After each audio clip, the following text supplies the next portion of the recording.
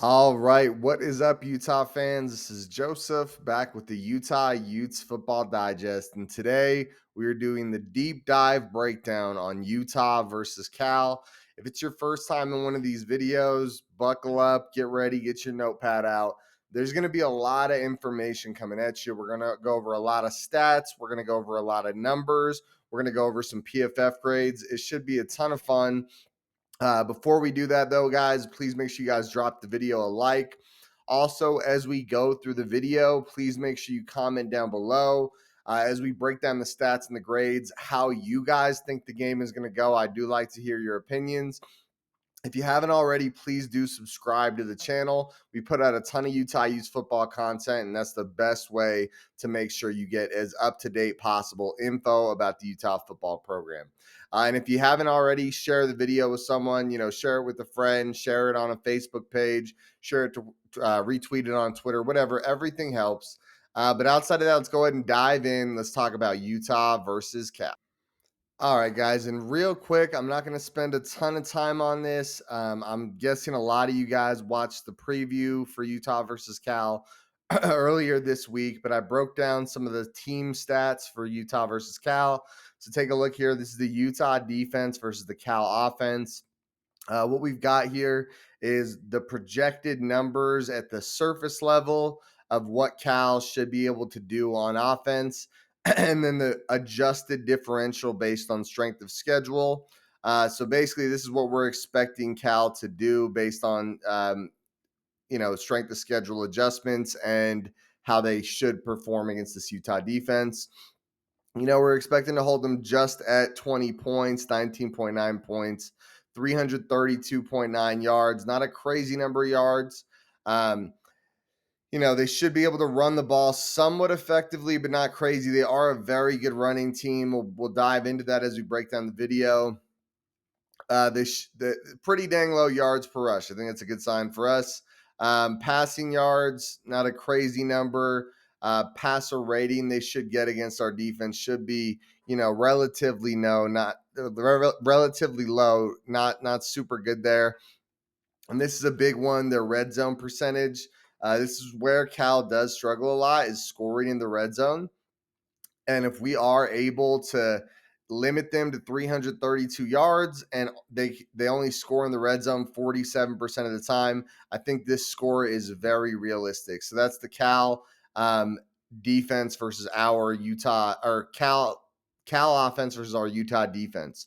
So let's take a look here. The next thing we're going to look at is the Utah offense versus the Cal defense. So this is one I'm sure a lot of people are pretty interested in. Let's take a look here. So you look at the numbers we got here. Some good, some bad, some ugly. You guys know how it is. Our offense has not been fantastic this year. But when you adjust for differential here, you can see our offense is actually projected to get 366 yards. I think that's pretty exciting. And even before adjusting for differential, our offense should project to get basically what their offense projected at with the adjusted differential. And the cool thing for us is when we're in the red zone, our red zone scoring percentage is really high. So if we are getting 366 yards, this adjusted differential scoring of 28.1 seems very realistic, right? On top of that, we should be able to get a good passer rating. This should be a good game for us. Cal doesn't exactly have an elite defense, and I think that's a really good sign for this Utah offense to get back on track. Quick disclaimer with all these numbers is there is a chance Cam Rising is back this week, and I'm not going to go into a lot of details, but I did see some things earlier today that made me feel somewhat confident that Cam Rising could be back this week. I won't go into all the details or leak any sources or act like I'm not acting like I know. I said I was probably at 45% the other day when I did the Cam Rising video. I'm going to go ahead and say right now I'm at about 60%. So leaning towards him starting rather than not starting. So that's where I am.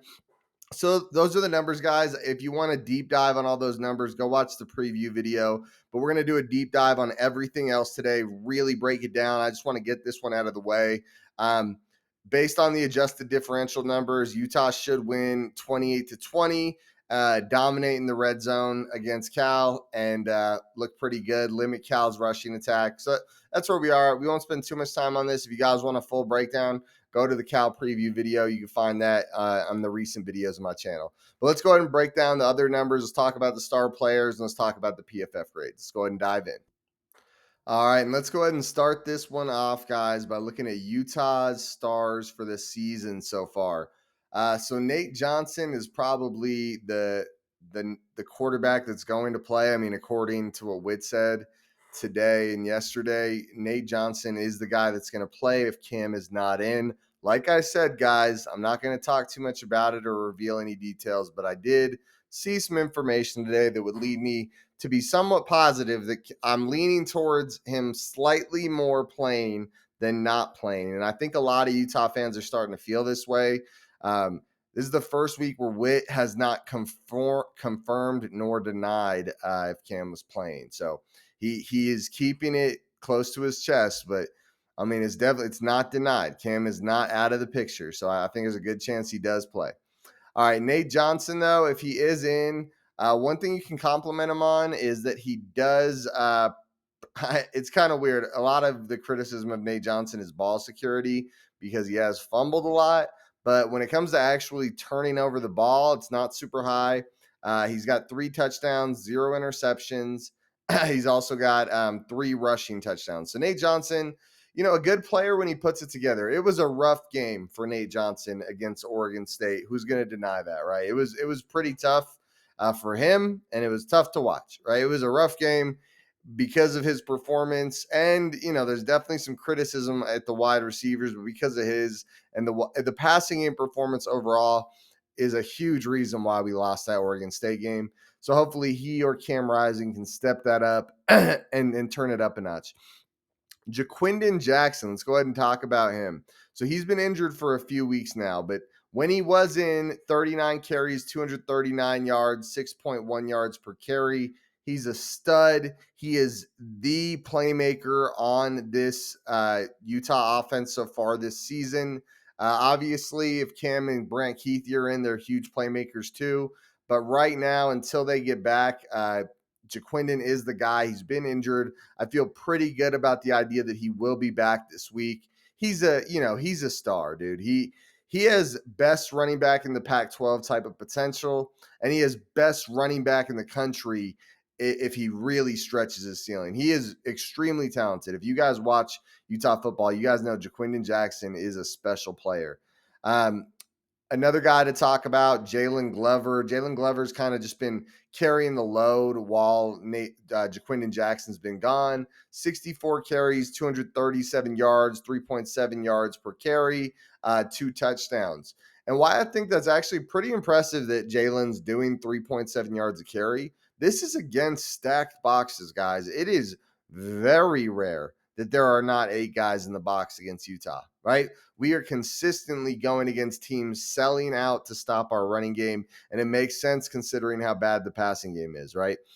So Jalen's actually been doing pretty well, and I would love if Jaquindon's back in to do like a 70-30 split between Jaquindon and Jalen. I think Jalen's earned that opportunity, and I think it'll keep both of them pretty fresh and, keep the defenses guessing.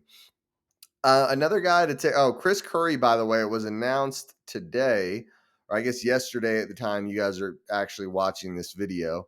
It was announced yesterday that Chris Curry is out for the rest of the year. What bad injury luck, dude. I feel bad for that guy. He's a good guy, too. Another player to look at, Money Parks. Really good player, 2 touchdowns on the season. It'll show in the PFF grades. He's had some down times recently. I mean, I think it was a 60, 75 yard. Oh, yeah, 70. I'm guessing this is the play. So 70-yard pass to start off the season. The first play of the year against Florida, he was the one Bryson threw the bomb to.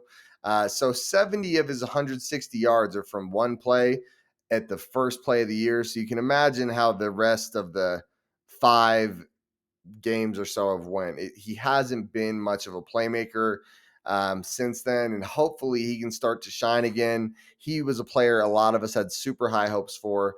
Would love to see him step it up and start to make some more plays for this offense. Mikey Matthews, currently our highest graded receiver on the year. Really versatile guy, a guy that can do a little bit after the catch. And I think what's impressed me the most is his toughness, his ability to hang on to the catches and make difficult catches. I think that's where he's shining for me right now. There's a bunch of other players for Utah, but at the end of the day, on this offense, we need more than what we're getting. It's not enough right now, and you can't just bank everything on Cam coming in to save you guys. We need more from the offense. I won't go too much more into it. Let's go ahead and talk about the defense, which is a huge bright spot of this team. Jonah Ellis, 7.5 sacks in the year. As of our last game, leads the country in sacks, so definitely leads the country in sacks per game. I don't know if he is currently leading the country right now in sacks. Someone can comment that below, though. I'd love to see someone drop that in. Logan Fano looked awesome on the year, but he is out for the season. Sad to see. Kenan Vasa should be there. Cole Bishop should be there. Both of them had 2 sacks. Sione Vaki. A bunch of studs on this team, guys. Interceptions. Cole Bishop with 2. He's been a pretty big playmaker this year, and he had a forced fumble. So you got to like it. Karina Reed as well with an interception, and he ran it back for a touchdown. That was the opening play against UCLA. Lander Barton looking awesome too, a forced fumble. If you guys, these guys all right here are basically all stars. I mean, Zemiah Vaughn's had a rough start to the year, but the rest of these guys, and Zemiah Vaughn has the potential to be a star, and the rest of these guys are straight monsters. Sione Vaki, Lander Barton, Karina Reed, Cole Bishop, really, really awesome players, guys. So should be a good group for Utah on defense. I think the battle is, can our offense look alive, while can our defense really limit an offense that has a good amount of firepower. So that's kind of where we are. Obviously, if you guys have been watching, Utah's got a ton of firepower on defense, hasn't quite had the firepower on offense. And as the season keeps going, it feels like the injuries are piling up, and they're really making our offense look depleted when they're out there. So that is the Utah stats. We just went over those. Let's go ahead and end this, and we'll talk about the Cal Golden Bears. All right, guys, and here we are. We're talking about the Cal Golden Bears. You can take a look here. Their passing yards leader is Jackson the fifth, but as of last week, Jackson is no longer the guy. From what we're hearing, Mendoza is the guy. He 21 attempts, 33 or 21 completions, 33 attempts in the year for 207 yards, 63.6 percentage completions, 2 touchdowns, 1 interception, and has been sacked once. Now, what does that tell you, right? That was all against Oregon State. And when you consider what our passing game did against Oregon State, that's not a terrible stat line. He also has 5 rushes for 38 yards. Historically this season, Cal has been a option type of offense. I don't think they're running the option as much with Mendoza, considering he threw the ball 33 times, which means he must have had quite a few dropbacks to throw it 33 times. Um,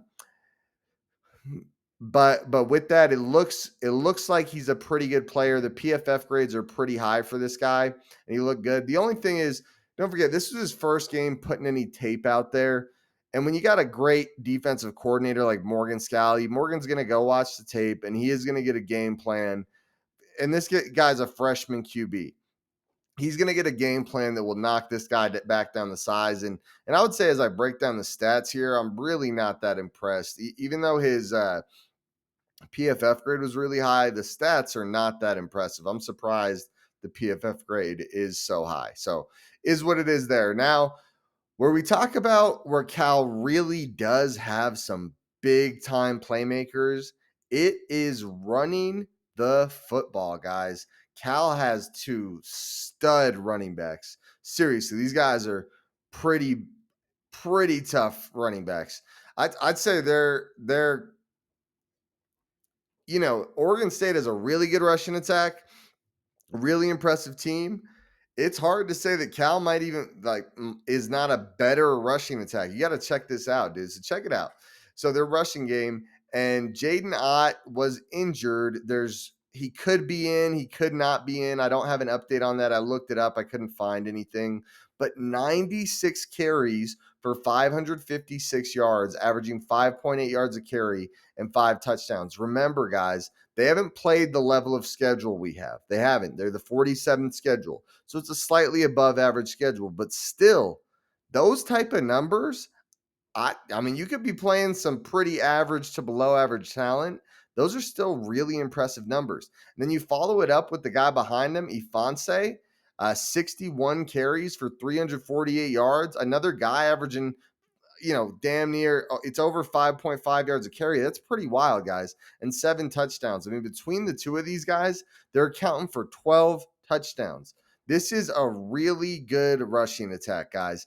This is going to be a big part of the game here, is how can we limit these guys? How can we slow them down? Between the two of them, they've got 900 yards on the season. And then Stredick also will get a decent amount of carries, I'm guessing. 41 for 199. I mean, 4.9 yards of carry is nothing to laugh at. 2 touchdowns. So pretty impressive room. I remember when I was doing my Pac-12 rankings, I noticed early in the year how effectively Cal was running the football. It really is pretty impressive. So that's the Cal offense. I'd say those are the main guys to watch for. Receiving wise, looks like this Hunter guy is their main guy. But again, they're not a team that's really looking to throw the ball. They want to pound the rock, which Utah has had many teams try to pound the rock against them, and it hasn't worked for too many teams. So I think that's a good sign for us. On that note, let's go ahead and dive into their defense. So their number one defender on the season for sacks is going to be Carlton. He's a linebacker, not a superstar defense from what I'm seeing here. They got a couple guys with a lot of tackles, but I don't know about you guys. I don't take a ton of stock in tackles. Like it's cool that you're getting a lot of tackles, but how do so many guys have such high tackle numbers? Like, how long are the opposing offenses on the field for you guys? Like, just so you guys know, if you've played football, I'm not saying it's easy to tackle someone, but you can just fall into a tackle. I'm serious. I played a lot of football, and I feel like I played enough football to make that statement. Yeah, obviously you have to hit them and you have to wrap them up and pull them down, but it is not impressive to have a ton of tackles. If you're getting a lot of tackles for loss or a lot of really nice open field tackles, that's really impressive. But like 50% of tackles, guys, are in the scrum, a bunch of guys just going at it, and you happen to be the one hitting them in that gap and you pull them down. I mean, that's really how that works. So don't let tackle numbers fool you. So let's look over here at who the playmakers are, okay? So we got Williams right here. He's a DB. He's got 2 picks. And to be fair, they do have a bunch of linebackers and DBs that do have interceptions. Just from the surface level there, pretty good team at getting takeaways. Pretty good team at getting takeaways. So you got to like that. Forced fumbles. Now this is impressive. This is what I'm talking about. It's not a lot of. I'm not impressed by tackles, but I'm impressed by this stuff. So 2 forced fumbles, and then a bunch of other guys with 1 forced fumble. So I'd say right out the gate there, we are going to want to focus on ball security. Obviously, you always want to focus on ball security, but this game seems especially important with how much they're forcing turnovers on defense. This is probably the guy we'll want to keep an eye on right here. Jernigan, he has 1 interception. He has 1 pass defense and 2 forced fumbles. So he has forced 3 potential turnovers. So pretty impressive there. We're going to dive into the grades next. Before we do, guys, we're going to dive into the PFF grades. We're going to break it all down. If you watched this long in the video and you haven't already, please do smash that like button. It lets me know you guys appreciate the content, and that helps get it out to more Utah fans. Also, comment down below, is there anyone I should be giving some more attention that I haven't already on either team, Cal or Utah? I'd love to know, right? Just love to see what you guys are seeing that I might not be, or if you just agree with what I'm saying, drop it in the comments below. Also, subscribe to the channel. Tons of good Pac-12, Big 12, Utah Utes football content coming out, guys. If you guys are into that sort of thing, this is the channel for you. Also, share the video with someone, guys. Share it with a friend. Share it on a Facebook page that you like to go to for Utah football stuff. retweet it, whatever, guys. Just message it to a friend, whatever. But that's it for the stats. And now we're going to move on to talking about the PFF grades. All right, guys, and here we go. We are looking at the PFF grades now. And I do want to preface this by saying that Utah has played a significantly tougher schedule than Cal. Cal's barely above average in strength of schedule, and Utah is really close to the top. It's number 14 and number 47. So you do have to give a lot of respect to Cal. You're going to see some good Cal grades, and you're going to see some Utah grades that aren't so great at times. But there's going to be a lot of good for both. So we'll break it down here. So let's start at the top. When we look here, guys, you'll see Munir McClain. Munir McClain, really good receiver for Utah. It looks like he transitioned over from being a tight end. He looked really good in the 47 snaps he got. Again, pretty small sample size, but you're talking about a really elite grade. So even if that goes down like 15 points, that's still a pretty good receiver for Munir McClain. Jaquindon Jackson, almost 100 snaps in the year and looked awesome. 80 is an elite grade. He looked really awesome. I think there's a good chance we get Jaquindon Jackson back, and he is a big-time playmaker. What he means for this offense is huge. He is a guy that can make us move the ball even when we don't have the quarterback play that we need. Mekhi Bernard is the next guy you see there. He is not in. He is out for the year. Setao Laumea. Now, he is our right tackle. Setao Laumea is a really good offensive lineman. You can look here. His run blocking is 72.5. So very good run blocker. And against the pass, he is, as a pass blocker, he's a 66.3. So a little above average there. So good player, Setao Laumea, really good player. He's a guy that needs to step up in games like this. You guys are going to see there's some tough players for Cal. They're not a cakewalk, guys. They're a good crew. Keaton Bills, another anchor of this offensive line.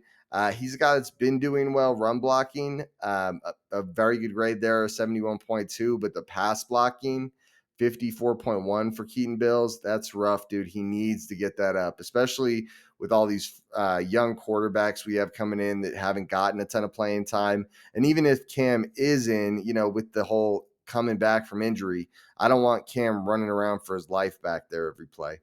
Then we got Falcon or Solatoa Maui, however you say that.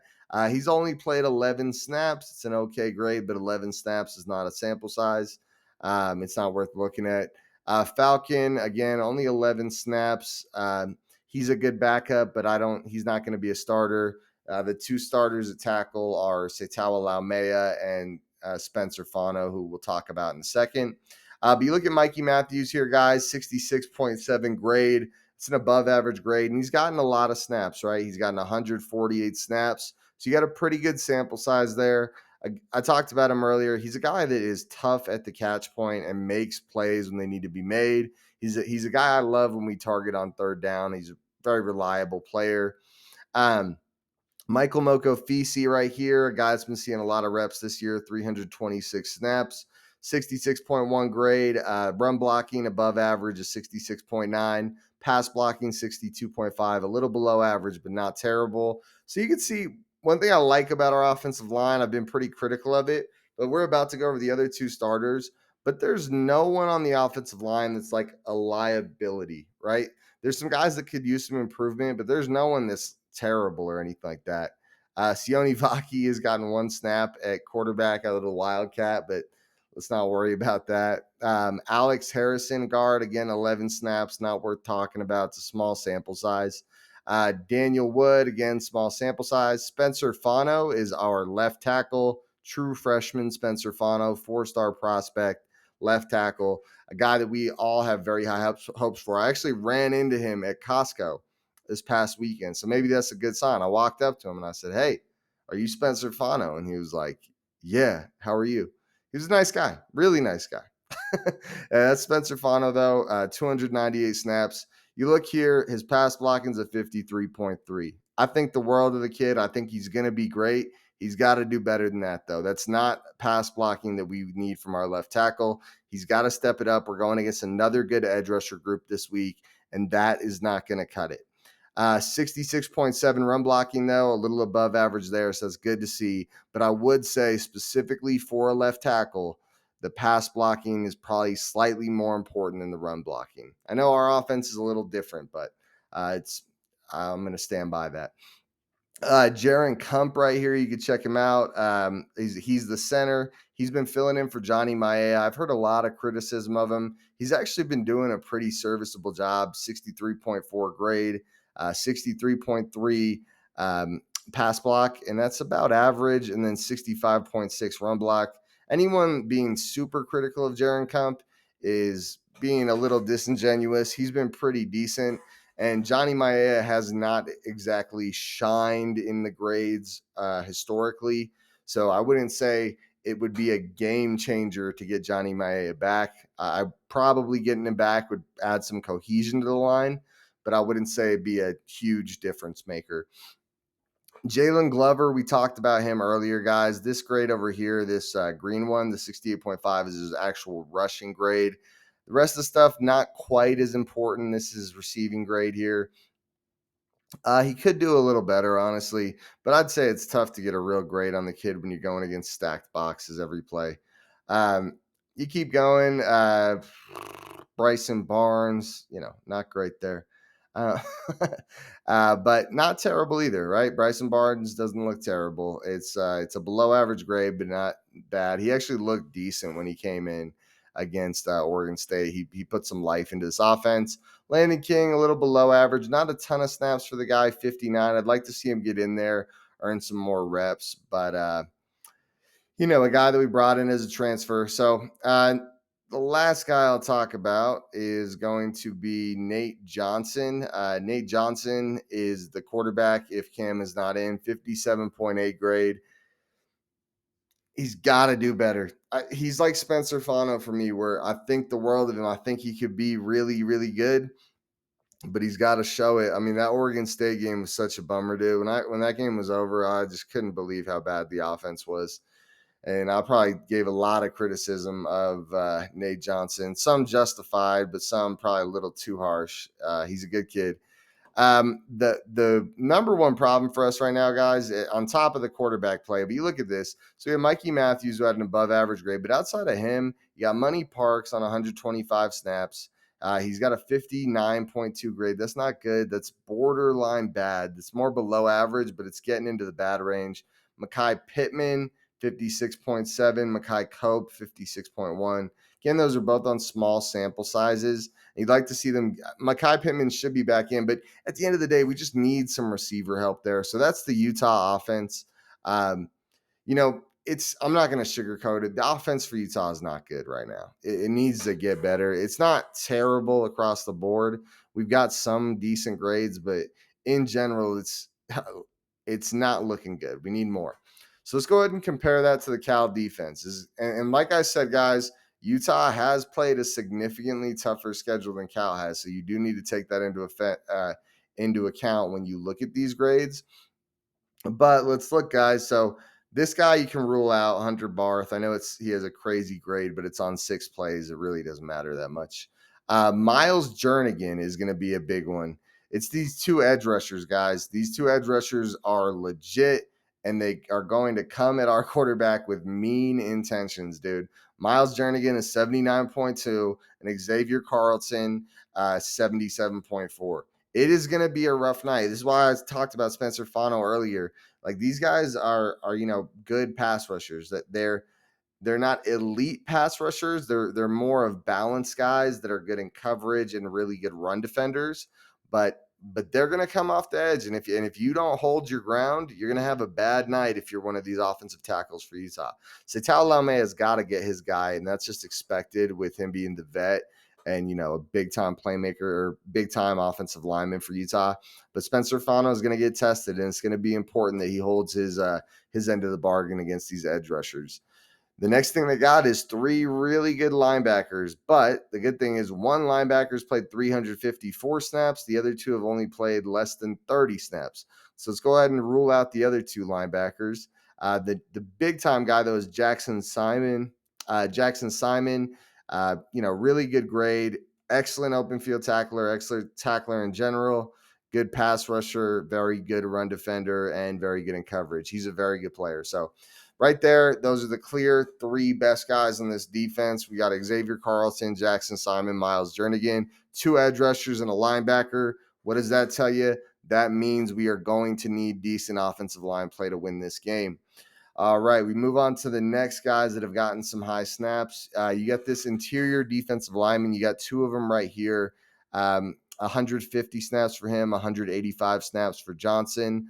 Both of them are, 71.3 and a 72.5. This guy's a really good run defender. That's almost elite run defense. So he's going to be tough to run the ball up the middle against. And then the other guy right here, we've got he's not crazy good in anything, but he's a good run defender, above average run defender, and a good pass rusher. So pretty good player there. Safety here, 336 snaps. Patrick McMorris, 72.2 grade.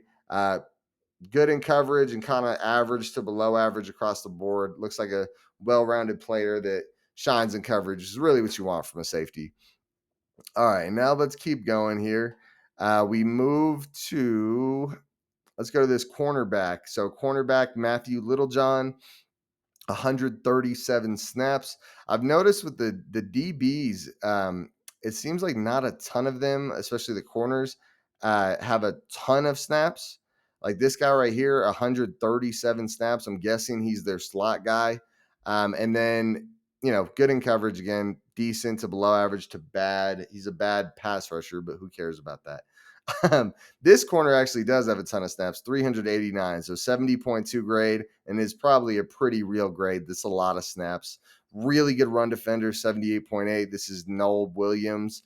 He was one of their guys. I think he was the guy that had the 2 interceptions, if I'm correct. And I think Jernigan, who was the really high graded edge rusher, was the guy that we saw. Let's check real quick. Jernigan was the guy with the 2 forced fumbles and the interception and the sack. So he's the guy that was the highest graded on their team. So back to talking about the rest of their defense, though. You look at this, we got Noel Williams. Noel Williams looks very good. More of a run defender, above average in coverage, but not great. That could bode well for our ability to throw the ball against these guys. Ethan Saunders, another good defensive interior, but let's be real, he has only played 30 snaps. Let's go ahead and scratch that. Craig Woodson, a safety, 372 snaps. So he's a little above average. Not a great grade, but 67.1. That's a solid grade, above average. And he's a really good run defender, not very good in coverage. But run defender on a safety, depending on how they play him, could be pretty important. Let's take a look. Okay. Next guy to look at is going to be this guy, Kalen Moore, cornerback. Another guy with not a ton of snaps. Really good. What is that? 87.3 tackling. He's a really good tackler. Rough run defense or below average run defense. Rough pass rushing. Who cares about that for corners? And average coverage. So not super impressive, that guy. Not bad, though. Miles Williams, another guy with not a ton of snaps. Must be a rotational type edge rusher, 64.2, and pretty much balanced to below average across the board. Decent coverage. All right, and we got some other guys down here. Let's take a look. So where can we take advantage on some of these weaker players on their team? So this edge rusher, David Reese, actually gets a lot of snaps, 188 snaps. They like to rotate their edge rushers out. His pass rush is above average. Run defense is a little below average. Doesn't look like a complete failure, though. It's not like he's just a weakness. So here's a spot. This corner right here. What is his name? Let me scroll down a little. This corner right here. So number 6, Jeremiah Earby.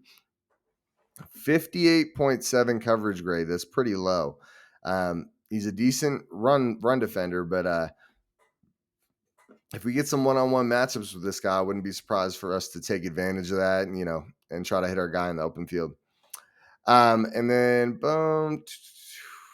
Outside of that, I mean, a couple other players that don't look good. Another corner with a really bad coverage grade. Like I said, they rotate these corners out a lot. This guy, a lot of corners, like 150 plus snaps. Kind of odd.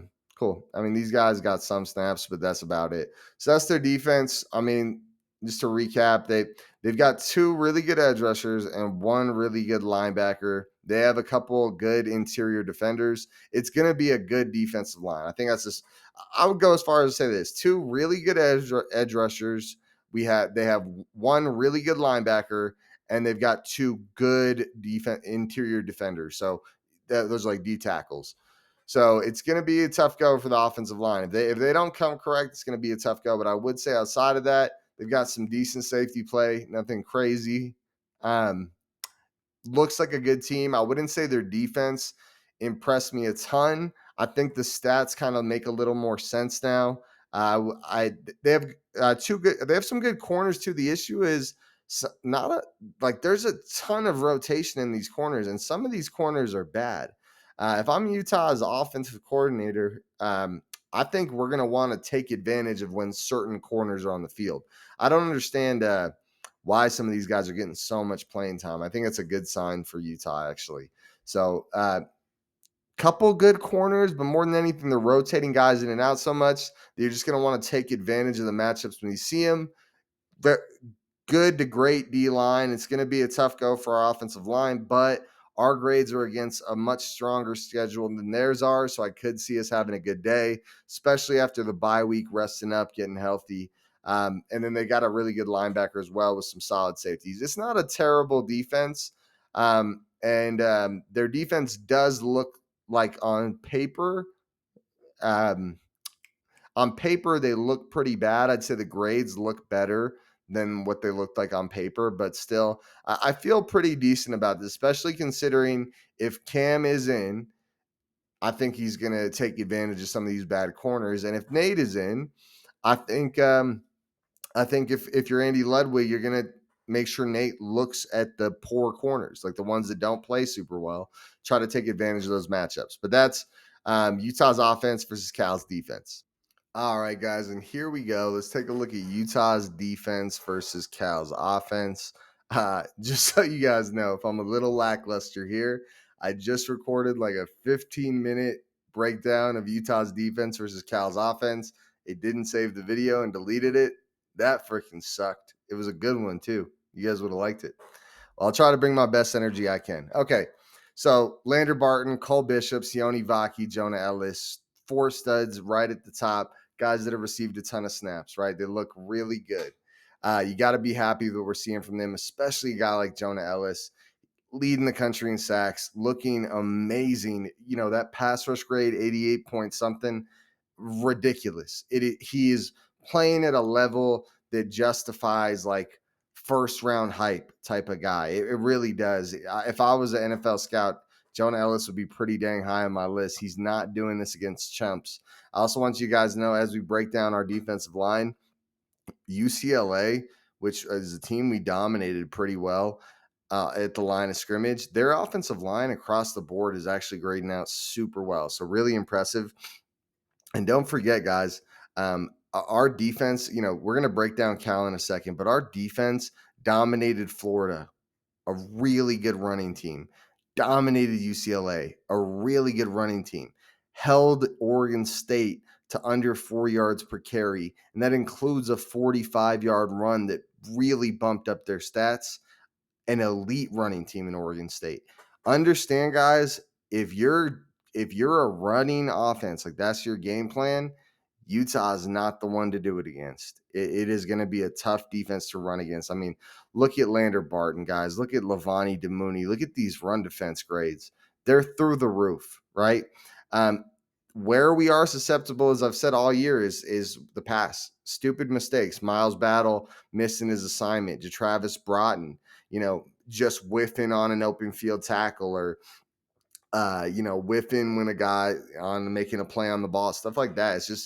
It's stuff that can't happen and we need better. My guess with this game, because Cal is going to be really run focused in their offense, is that Teo Johnson right here, you know, grading out pretty dang well, 67.3, 69 coverage grade. So that's a good sign. He's going to be over the top. He's going to be playing free safety. Cole Bishop, Sione Vaki in the box. A mix of Sione Vaki, Cole Bishop, Lander Barton, Karine Reed, and Lavani Damuni in the box laying the wood. Lavani Damuni is grading out really well. I want to see him get a lot of reps. He looked really good in the snaps I saw. I liked what I saw from Lavani. Karine Reed also, guys, if you're not aware, straight stud. That 88.0 tackling grade, he's an amazing open field tackler. He is seriously, I feel like that's a really justified grade, and you can see it on film. He makes tough open field tackles look easy, and he hits like a truck when he does it, dude.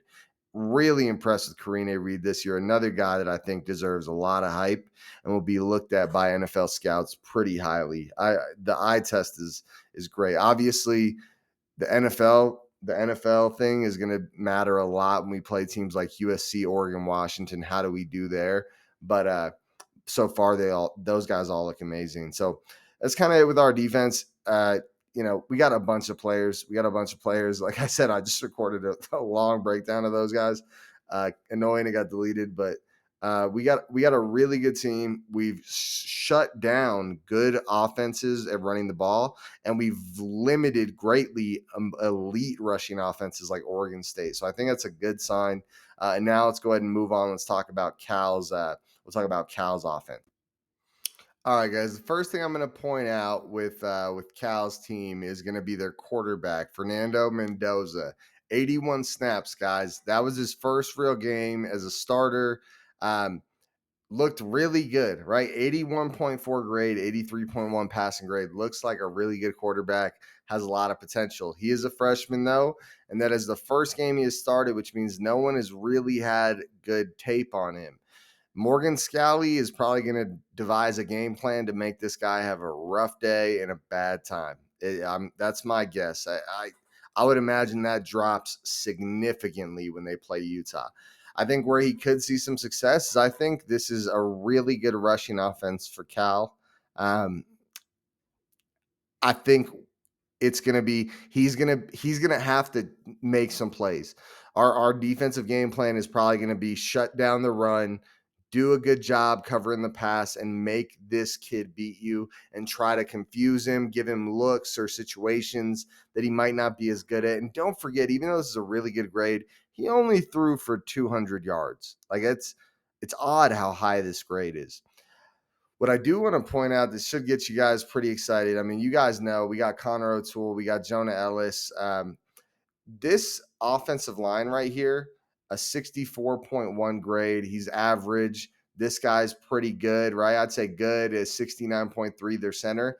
But then look at this. Their guard, 58.2 with a 51 run block grade. Their tackle, a 52.2 with a 52.9 pass block grade and a 51.8 run block grade. Then this guy here too, another bad guard. Their offensive line has one or two solid guys, but outside of that, they might be in for a rough day, dude. I'm surprised they're so good at running the ball with how bad their offensive line is. They're probably going to be in for a rough day against this D line. And don't forget, we like to blitz our linebackers. We are going to send some heat at these guys. They're going to have a bad day. They got a couple good receivers as well. Let's take a look at those guys. Let me see here. Boom. Okay. Wide receiver. Yeah, this guy right here, 191 snaps, 71.5 grade. His name is Taj Davis. They got another guy, Jeremiah Hunter, 72.0 grade. I think we'll see some struggles in the passing game. Like I said, I think Morgan Scalley will make this quarterback struggle. He will make him have a bad night. But I like the way we look against this team, guys. Where they shine, I'm just going to go ahead and sort by their best players because all their best players outside of the quarterback that had one good day are running backs. Look at that, guys. And Isaiah Fonsi and Jaden Odd have done it on a lot of snaps, right? This isn't a fluke. These are really good players. Ashton Stredick, he also did it on 91 snaps. I mean, look at these grades. They have a really good running back room. I mean, this is really elite, guys. Really impressive. The good thing is, like I mentioned when I broke down our defense, we do great at shutting down great rushing attacks. And their offensive line is not Oregon State's offensive line. Oregon State has a great offensive line. these guys have some big holes in their offensive line. They have three guys that I would say should be dominated by almost everyone on our D line. So it's a really good sign for us. I think we're going to be able to make them make mistakes, make them change the way they're playing, and make them just start getting in their heads, right? Get their coordinator confused. What do I do next? They're all over me every play. So I think that's really good for us. Like I said, I think their quarterback's going to see a much lower grade against this defense now that we can game plan with the tape we have. I think their run game's going to struggle. I'm going to guess they'll be around 3.5 yards a carry. It's such a good running back room, guys. The odds that we would shut them out. We did do it against Florida, but we didn't do it against Oregon State. And I would say this is more Oregon State than Florida. This is a really, really good running back room. I think we're going to sell out. We're going to stop the run. We're, at least keeping to 3.5 yards a carry and really make them earn it, and they're going to have to throw, and hopefully this quarterback can make mistakes. With the way they're going to want to run the ball, he's probably got Tao Johnson over the top at free safety, Zamiah Vaughn at corner, and then either Miles Battle or Travis Broughton at the other corner.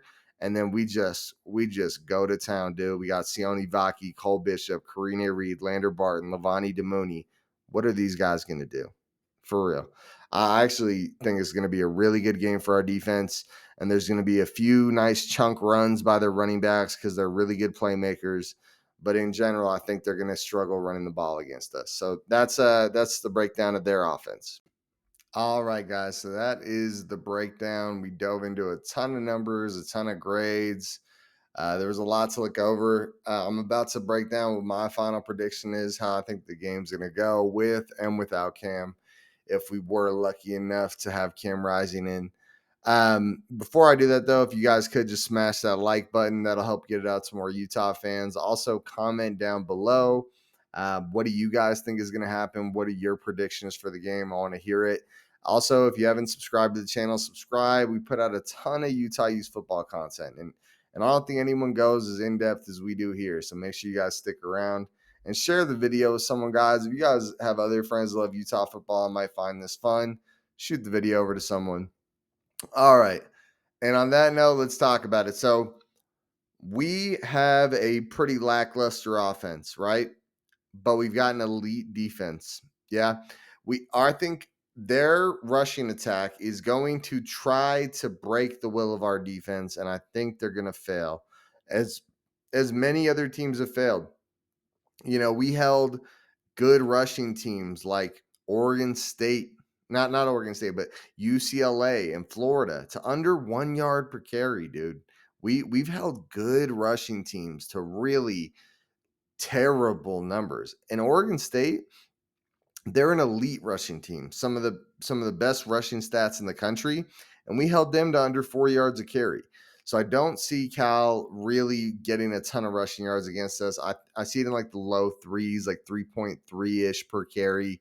I think they'll struggle to run the ball against us. That'll put the game in the hands of the quarterback. I think Morgan Scalley will devise something to really make this guy second guess himself, really make him make mistakes, that sort of deal. And I think it's going to make their offense struggle. And I don't think they're going to rush for much of more than 100 yards, maybe 120, something like that. It's probably where we're looking at.